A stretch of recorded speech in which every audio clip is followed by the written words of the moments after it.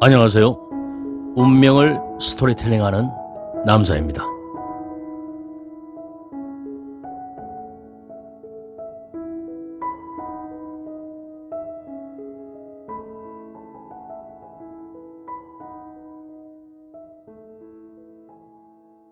운명은 우연이 아니다.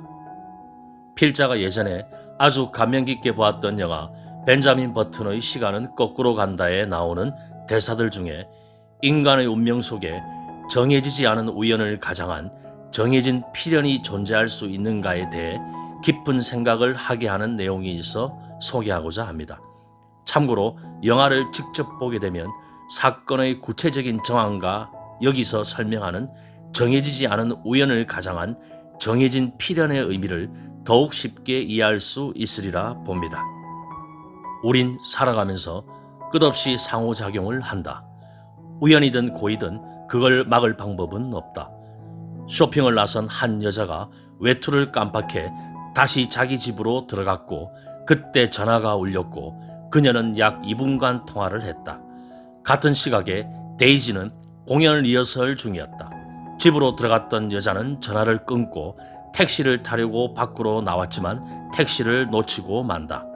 한편 금방 손님을 내려준 한 택시기사는 커피를 사려고 카페에 들렀고 데이지는 계속 연습 중이었다. 손님을 내려주고 커피를 산 그 택시기사는 앞선 택시를 놓쳤던 그 쇼핑객을 태웠다. 그런데 잘 출발했던 택시가 바로 앞에서 길을 건너던 남자에 의해 급정거하게 된다. 길을 건너던 남자는 평소보다 5분 늦게 출근하는 길이었다. 알람 맞추는 걸 깜빡했기 때문이다. 회사에 늦은 남자가 길을 건널 때 데이지는 연습을 끝내고 샤워 중이었다. 데이지가 샤워할 때 그 쇼핑객은 부티크에 있었는데 미리 주문한 물건이 포장이 안 돼 있었는데 전날 애인과 헤어진 점원이 깜빡한 거였다. 여자는 세워두었던 택시를 다시 탔는데 배달 트럭이 길을 막았고 그때 데이지는 옷을 입고 있었다. 트럭이 비켜줘서 택시가 다시 움직였고 옷을 다 갈아입은 데이지는 밖으로 나가려는 순간 신발끈이 끊어진 친구를 기다리게 된다. 택시가 신호에 걸려 서 있는 동안 데이지와 친구는 극장 뒷문을 나왔다. 단 한 가지만 달랐더라면, 즉 신발끈이 안 끊어졌거나 트럭이 길을 막지 않았거나 부티크 점원이 실현을 안 당해 물건을 포장해놨거나 그 남자가 알람을 맞췄거나 택시기사가 커피를 안 샀거나 쇼핑객이 코트를 안 입고 앞 택시를 탔다면 데이지와 친구는 길을 건넜고 택시는 그냥 지나갔을 것이다. 하지만 삶은 무수히 많은 상호작용의 연속이다. 누구도 통제하지 못하는. 그 택시기사는 순간적으로 한눈을 팔았고 데이지를 치었다. 다리뼈는 으스러져 5조각이 났고 장기간 치료받으면 걸을 수는 있겠지만 춤은 못 추게 됐다. 여기서 만일 여자 주인공이 사고를 당하지 않고 국제적인 무용수의 길로 계속 걸어갔더라면 이번 생에 다시는 남자 주인공과 만나지도 않았을 것이고 영화 속의 이야기는 더 이상 이어질 수가 없었을 것입니다. 하지만 더 이상 춤을 출 수 없게 된 그 절망적인 사건으로 인해 여자 주인공은 시간이 지나 다시 남자 주인공에게 나타나게 되면서 아름답고 감동적인 이야기로 끝까지 이어지게 됩니다. 결국 우연을 가장한 그 필연적인 사고가 그 여자 주인공에게는 죽는 순간까지도 잊지 못할 소중한 삶의 의미를 만들어준 매개체가 된 것입니다. 영화 스타워즈에도 이와 비슷한 상황이 나오게 됩니다.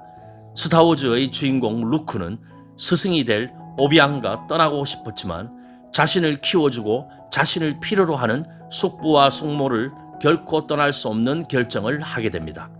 하지만 운명은 예정대로 오비앙과 함께 잠시 어디를 갔다 온 사이에 숙부와 숙모는 적들에 의해 죽음을 맞이하게 되고 영화에서 보듯이 오비앙과 함께 긴 여정을 떠나게 만듭니다. 또한 더번 코리아 대표 백종원 씨가 그렇게나 꿈꾸던 목조 무역가로의 삶이 완전히 부도가 나면서 밑바닥까지 내려간 터닝 포인트가 있었기 때문에 지금의 전 국민의 사랑을 받는 음식 연구가가 되었듯이 필자가 상담을 한 분들 중에도 앞으로 도래할 대운에서 일생에서 가장 크게 능력 발휘를 하게 되는데, 그 대운 직전에 신기하게도 정해지지 않은 우연을 가장한 정해진 필연 같은 사건을 겪게 되는 분들이 있습니다. 이번에는 그러한 사건들 중 엄청난 어려움이나 역경과 관련된 사건을 겪은 분들을 일부 소개하며, 이분들의 흥미진진한 사주팔자의 분석은 필자가 예상하는 시기에 다루기로 하겠습니다.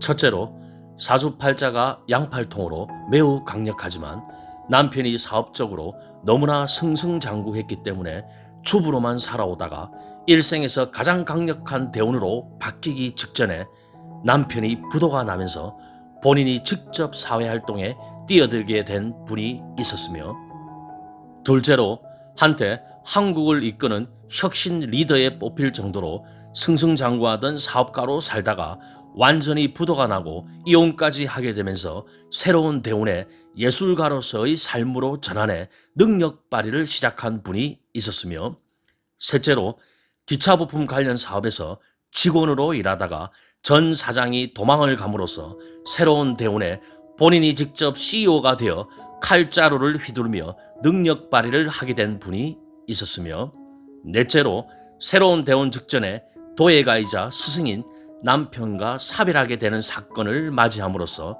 남편의 이름 대신 자신의 이름으로 도예가의 삶을 살면서 능력 발휘를 시작한 분이 있었고, 마지막으로 이 영상을 만들고 있는 본인 또한 대도시에서 동양학을 전공하면서 동시에 사업을 하다가 새로운 대운으로 바뀌기 직전에 완전히 부도가 나면서 세속의 환멸을 느끼고 죽음까지 선택할 정도로 절망에 빠졌었는데, 만일 그때 그렇게 되지 않았더라면 지금의 지리산 자락에 절대로 올 일이 없었으며 지금의 동양학자로서의 길도 가지 않았을 거라 확신합니다. 결론적으로 지금까지의 내용이 새로운 대운 직전에 겪게 되는 정해지지 않은 우연을 가장한 정해진 필연 같은 사건이 전부 절망적인 사건만 생긴다는 것은 아님을 밝히며, 새로운 대운이 오기 전 겪게 되는 사건들이 과연 우연인지 필연인지를 한번 깊게 사색할 수 있는 기회가 되기를 진심으로 바랍니다. 여러분들의 구독과 좋아요는 영상 제작에 큰 힘이 되며 알람 설정까지 해놓으시면 새로운 영상이 업데이트될 때 바로바로 확인하실 수 있겠습니다. 자신의 운명을 스토리텔링하는 그날까지. 감사합니다.